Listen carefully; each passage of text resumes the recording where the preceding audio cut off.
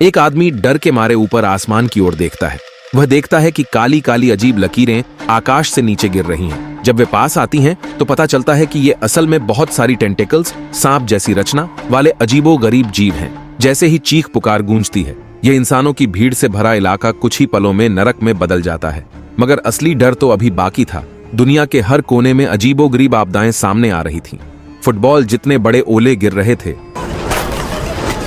एक ऐसा वायरस हवा में था जिसे अगर सांस के जरिए ले लिया जाए तो मौत तय थी। सिर्फ कुछ ही दिनों में पूरी दुनिया की 99% आबादी खत्म हो चुकी थी। आखिर वो क्या था जिसने पूरी दुनिया को इस तबाही में झोंक दिया? क्या इंसान इस महासंकट से निकल पाएंगे? क्या सभ्यता का दिया जलता रहेगा? ज्यादा समय बर्बाद न करते हुए अब शुरू होती है असली कहानी। मुख्य किरदार टॉमी को अपने दोस्त की शादी में बुलाया गया है। वो कैमरे से दूल्हा दुल्हन के खूबसूरत पल रिकॉर्ड कर रहा होता है। समारोह का माहौल बेहद खुशनुमा है। बस एक बात खटकती है। दुल्हन के माता पिता को लगता है कि शादी चर्च में होनी चाहिए थी, क्योंकि वे दोनों धर्म में बहुत आस्था रखते हैं। तभी अचानक लिफ्ट की लाइटें बुझ जाती हैं। बिना किसी चेतावनी के दुल्हन के माँ बाप जमीन पर गिर जाते हैं। टॉमी घबराकर लिफ्ट से बाहर भागता है, मगर देखता है कि हॉल में तो पहले से ही अफरा तफरी मची है।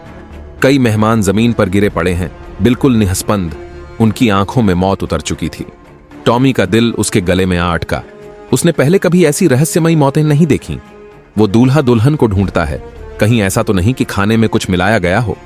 तभी पूरा होटल जोर जोर से हिलने लगता है। टॉमी को लगता है शायद ये कोई मिसाइल अटैक है। वो भागकर बालकनी पर जाता है तो देखता है कि एक के बाद एक हवाई जहाज आसमान से गिरते जा रहे हैं। लोग डर के मारे सफेद पड़ चुके हैं। सब फिर से होटल के अंदर दौड़ जाते हैं। वो अजीब कंपन और भी तेज हो जाता है। टॉमी और बाकी लोग अफरा तफरी में नीचे की ओर भागते हैं। जैक और कुछ लोग किसी तरह होटल के बाहर तक पहुंचते हैं। तभी एक अजीब सी डरावनी चीख गूंजती है और फिर अगले ही पल अचानक एक बिजली की मोटी सीधी रेखा गरज के साथ जमीन पर आ गिरी। अब लोग और ज्यादा घबरा गए। कुछ लोग बिल्डिंग में ही छिपे रहने का सोच रहे थे तो कुछ लोग जान की परवाह किए बिना बाहर भागने लगे। टॉमी बुरी तरह घबराया हुआ इधर उधर देखता है। उसे समझ आता है कि पूरी सड़क पहले ही तबाह हो चुकी है। हर तरफ भागते लोग, चारों ओर बिखरे शव, हर जगह तबाही का मंजर फैला हुआ है। कुछ लोग जल्दी जल्दी गलियों से निकल रहे थे। तभी दुल्हन को अपने माता पिता की एक कहानी याद आ जाती है।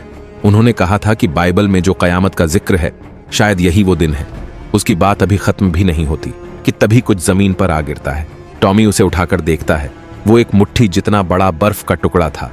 तभी अचानक आसमान से हजारों की संख्या में बर्फ के पतले पतले टुकड़े गिरने लगे। हर टुकड़ा जमीन पर ऐसे गिर रहा था जैसे कोई बम फेंका गया हो। सभी लोग जैसे तैसे जान बचाते हुए भागकर एक लाइब्रेरी में छिप जाते हैं। वहां पहले से ही बहुत सारे लोग शरण लिए हुए थे। टॉमी जैसे ही खुद को संभालता है, वो देखता है कि दुल्हन गायब है। सब लोग अलग अलग होकर उसे ढूंढते हैं। आखिरकार वो दूसरी मंजिल की किताबों वाली जगह में मिलती है। दरअसल वो वहां बाइबल ढूंढने गई थी, ये देखने के लिए कि उसके माँ बाप जो कहते थे क्या वो सब सच था। वो जल्दी से बाइबल के आखिरी पन्ने खोलती है और वाकई उसमें कयामत और न्याय के दिन का जिक्र होता है। तभी दूल्हा उसे जबरदस्ती बीच में रोक देता है। उसे लगता है कि दुल्हन बस घबरा गई है। उधर उनका दोस्त जैक बिना समय गंवाए बाहर की ओर निकल पड़ता है, क्योंकि उसकी गर्लफ्रेंड चर्च में शरण लिए हुए है। चाहे ये दुनिया का अंत हो या नहीं, जैक को उससे मिलना ही होगा। ये सभी दोस्त सालों से एक दूसरे को जानते हैं, इसलिए कोई किसी को पीछे छोड़ने को तैयार नहीं। अचानक आसमान से बारिश शुरू हो जाती है, मगर अजीब बात यह है कि वो बारिश जलती हुई सड़कों की आग नहीं बुझा पाती। झलझले की कंपन तो अब थम गई है, मगर वो डरावनी चीखें अभी भी कभी कभी सुनाई देती रहती हैं। एक पुराने प्लेन के मलबे के पास से गुजरते हुए टॉमी सोच में पड़ जाता है। आखिर क्या था जिसने इन सारे हवाई जहाजों को आसमान से गिरा दिया? धीरे धीरे बारिश रुक जाती है, लेकिन अब हवा में गाढ़ा धुआं फैल चुका है। सड़क के दोनों ओर अब कोई भी इंसानी यिंग नजर नहीं आ रही थी। दुल्हन घबराई हुई हाथ में बाइबल लिए चुपचाप प्रार्थना कर रही थी। जब वो लोग अपनी मंजिल के करीब पहुंचने ही वाले थे, तभी अचानक माहौल में एक अजीब हलचल हुई। उन्हें लगा जैसे कोहरे के बीच कुछ उड़ता हुआ निकला है। टॉमी ने देखा, वो किसी विशाल पक्षी जैसा लग रहा था। फिर एक तीखी चीख के साथ दुल्हन अचानक गायब हो गई और फिर अगले ही पल वो आसमान से नीचे गिर पड़ी। सभी लोग बुरी तरह डर गए। जख्मों की हालत देखने का भी वक्त नहीं था। वो लोग उसे तुरंत उठाकर तेजी से चर्च की ओर दौड़े। जैसे ही उन्होंने चर्च का दरवाजा बंद किया तो देखा कि दुल्हन के हाथ की बाइबल धूल में बदल चुकी थी। चर्च में पहले से ही कई बचे हुए लोग जमा थे। उनमें से एक डॉक्टर भी मौजूद था। वहीं जैक को भी भीड़ में अपनी गर्लफ्रेंड एली मिल गई। लेकिन लोगों को ज्यादा समय नहीं मिला राहत की सांस लेने का, क्योंकि दुल्हन की हालत बेहद गंभीर थी। चर्च में मौजूद डॉक्टर ने उसका घाव देखा। ऐसा लग रहा था जैसे किसी तेज कण ने उसका शरीर चीर डाला हो। मौजूदा हालात में वो बस घाव को साफ करके पट्टी ही कर सकता था। टॉमी किसी भी तरह मदद नहीं कर पा रहा था, तो वो खुद चर्च के पादरी के पास गया। वो जानना चाहता था कि ये सब क्या हो रहा है। पादरी ने जो बताया वो बिल्कुल वही था जो पहले दुल्हन ने बाइबल के बारे में कहा था। ये है कयामत का दिन। ईश्वर ने अपने सच्चे भक्तों को जन्नत भेज दिया है, और जो अब भी जिंदा हैं वो सभी गैर भक्त हैं। टॉमी को यह सब बकवास लगा। अगर ये बात सच भी है तो फिर वो खुद पादरी अब तक जिंदा क्यों है? पादरी ने जवाब देते हुए कहा कि भले ही उसके पास चर्च हो, भले ही उसके पास पादरी की उपाधि हो, मगर इसका मतलब ये नहीं कि उसमें सच्चा विश्वास भी है। उसकी बात अभी खत्म भी नहीं हुई थी कि तभी चर्च अचानक हिलने लगा, जैसे कुछ भारी चीज छत पर चल रही हो। उसी वक्त किसी ने मोबाइल निकाला और देखा कि दुनिया भर में अजीबोगरीब प्राकृतिक आपदाएं आ रही थीं। कई जगहों पर भयानक रेतीले तूफान उठ चुके थे, जिनमें ऐसा लगता था जैसे कोई डरावनी जीव छिपे हों। मगर सबसे ज्यादा रिपोर्ट एक अनजान और खतरनाक वायरस की थी, जिसे अगर कोई भी इंसान सांस के जरिए अंदर ले ले तो उसकी मौत बिना किसी चेतावनी के हो जाती है। ये वही लक्षण थे जो उन्होंने होटल में भी देखे थे। सिर्फ इंसान ही नहीं, अन्य जीव भी तबाही का शिकार हो रहे थे। यहां तक कि समुद्र के अंदर की मछलियां भी झुंड की झुंड मरती जा रही थीं। आसमान में उड़ती पक्षियों की टोली ने भी जैसे अपनी दिशा खो दी थी। इस अजीबोगरीब स्थिति को देखकर विशेषज्ञ और प्रोफेसर बस एक ही बात पर जोर दे रहे थे कि लोग घर के अंदर ही रहें, बाहर बिल्कुल ना निकलें। समाचार चैनल की रिपोर्ट देख टॉमी को याद आया कि चर्च के बाहर जो उसने वीडियो रिकॉर्ड किया था, उसमें एक पल को वो रहस्यमयी जीव दिखा था जिसने दुल्हन को घायल किया था। वो दिखने में एक नुकीली पूंछ वाला उड़ने वाला राक्षस लग रहा था। पादरी का चेहरा गंभीर हो उठा। उसने कहा कि यह प्राणी नरक से आए गिरे हुए फरिश्ते हैं। इनका मकसद है इंसानों को यातना देना और दुनिया का नाश करना। यह सुनकर सभी के दिलों में डर गहराने लगा। और सच में ज्यादा समय नहीं बीता कि दुल्हन की हालत और भी बिगड़ने लगी। उसके घाव में गंभीर संक्रमण फैल गया। डॉक्टर ने कहा कि चर्च में किसी भी तरह की एंटीबायोटिक मौजूद नहीं है। उसके पास कुछ दवाइयां थीं, लेकिन वो उसकी कार में छूट गई थीं। टॉमी और जैक ने तुरंत तय किया कि वो बाहर जाकर दवा लेकर आएंगे, जबकि दुल्हन के पास उसके पति को छोड़ दिया गया। बाहर का अंधकार अब भी धुंध से घिरा हुआ था। दोनों लोग गाड़ियों के बीच से बहुत सतर्कता से आगे बढ़ रहे थे। तभी सामने अचानक एक कार का अलार्म बज उठा। दरअसल एक राहगीर वहां कुछ तलाश कर रहा था। टॉमी ने उससे कहा कि वो चर्च में आकर छिप जाए, मगर वो आदमी बिल्कुल ठंडी भावनाओं वाला था, जैसे मौत से उसे कोई फर्क नहीं पड़ता। टॉमी और जैक ने उसे नजरअंदाज किया और डॉक्टर की कार को चाबी से खोलकर जल्दी से अंदर घुस गए। उन्होंने तुरंत एंटीबायोटिक ढूंढना शुरू कर दिया। तभी एक भयानक चीख सुनाई दी और दोनों वहीं गाड़ी के अंदर जमकर बैठ गए। राक्षस की गुर्राहट धीरे धीरे पास आती जा रही थी और वो गाड़ी पर पागलों की तरह हमला करने लगा। मजबूत लोहे की बॉडी भी उसमें कई जगह से धंस गई।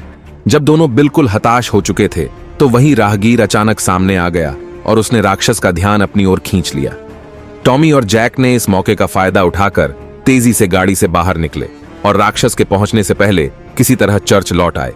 अपने दोस्त को जिंदा लौटता देख और एंटीबायोटिक वापस लाते हुए दूल्हा बेहद भावुक हो गया। उसे लगा कि अब उसकी पत्नी बच जाएगी, मगर रात के करीब होते होते डॉक्टर ने फिर एक बुरी खबर दी। ये एंटीबायोटिक दुल्हन पर बिल्कुल भी असर नहीं कर रही थी।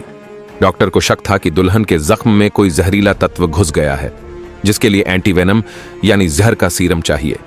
दूल्हे ने तुरंत तय कर लिया कि वो अपनी पत्नी को लेकर अस्पताल जाएगा। टॉमी ने उसे समझाने की कोशिश की कि अब बाहर राक्षसों का राज है, बेहतर होगा कि सुबह का इंतजार किया जाए। तभी शॉर्ट हेयर वाली लड़की आई और बोली कि पादरी को सबसे कुछ जरूरी बात कहनी है। जब सारे बचे हुए लोग जमा हो गए, पादरी हाथ में बाइबिल लेकर मंच पर चढ़ा। उसने कहा कि बाइबिल में साफ लिखा है, जब इंसानों के पाप हद से बढ़ जाते हैं तब आता है अंत का न्याय, एक ऐसी कयामत जो पूरी दुनिया को खत्म कर सकती है। ईश्वर पहले अपने सच्चे अनुयायियों को स्वर्ग बुलाते हैं, बाकी जो बचे यानी अविश्वासी, उन पर आती है अंतहीन यातनाएं, जैसे भुखमरी, महामारी, सुनामी, भूकंप और न जाने क्या क्या। अंत में जब नरक का द्वार खुलेगा तो शैतान अपने दैत्य सैनिकों के साथ सारे पापियों की आत्मा ले जाएगा। लेकिन पादरी ने दावा किया कि उसने इसका हल खोज लिया है। वो सभी को मुक्ति की राह दिखा सकता है। मगर उसकी बात पूरी भी नहीं हो पाई थी कि ऊपर छत पर जोरदार धमाके होने लगे। पादरी समझ गया, बाहर के राक्षस दोबारा हमला करने आ गए हैं। वो सबको तुरंत नीचे तहखाने में छुपने को कहता है। टॉमी और बाकी लोग घायल दुल्हन को सहारा देकर भागते हुए सुरंग में दौड़ने लगते हैं। महिला डॉक्टर थोड़ी सी पीछे रह जाती है और एक पल में ही राक्षस उसे अंधेरे में घसीट ले जाते हैं। बाकी सभी किसी तरह तहखाने का भारी दरवाजा बंद कर देते हैं। अब जाकर सबने थोड़ी राहत की सांस ली। चारों तरफ मोटे पत्थरों की दीवारें थीं। ऐसा लग रहा था कि अब कोई भी राक्षस अंदर नहीं आ सकेगा। मगर तभी लकड़ी का दरवाजा धीरे धीरे टूटने लगा। पादरी ने थके और बुझ चुके स्वर में कहा कि ये राक्षस दरअसल उसे ढूंढते हुए आए हैं, और फिर उसने खुद ही दरवाजा खोल दिया। हैरानी की बात यह थी कि बाहर की चीखें कुछ ही देर में शांत हो गईं। राक्षस भी जैसे लौट गए हों। उसके बाद उन्होंने दोबारा पलटकर हमला नहीं किया। धीरे धीरे सुबह की रोशनी बाहर फैलने लगी। टॉमी सबसे पहले तहखाने से बाहर निकला। अंधेरे रास्ते में खून की लकीरें फैली हुई थीं और बाहर का चर्च अब पूरी तरह राक्षसों की तबाही में ध्वस्त हो चुका था। पादरी की मरी हुई लाश कुछ दूरी पर पड़ी थी। उसका मुड़ा तोड़ा शरीर देखकर ही समझ आ रहा था कि उसे मरने से पहले कितनी भयानक यातना दी गई थी। बाकी लोग बेहद सावधानी से चर्च से बाहर निकले। बाहर की सड़कें भी लाशों से पट्टी पड़ी थीं, मानो किसी क़यामती तूफान ने पूरी दुनिया को तबाह कर दिया हो। टॉमी और उसके साथियों ने भीड़ की दिशा में नहीं जाना चुना, बल्कि उल्टी दिशा में सीधा शहर के अस्पताल की ओर बढ़े। दुल्हन अब तक बेहोश थी। उसका तुरंत इलाज करना जरूरी था। लेकिन जैसे ही वे अस्पताल के लॉबी में पहुंचे, एक और बुरी खबर उनका इंतजार कर रही थी। सरकार ने नदी के किनारे वाले पुल पर एक रेस्क्यू सेंटर बना दिया था और सारे डॉक्टर वहीं चले गए थे, साथ ही सारी दवाइयां और मेडिकल सामान भी। अब टॉमी और बाकी सभी घबरा गए। फौरन तय किया कि वो सब अलग अलग होकर अस्पताल के अलग हिस्सों में दवाइयां ढूंढेंगे। टॉमी और जैक एक टीम बने और दूसरे माले की ओर बढ़े।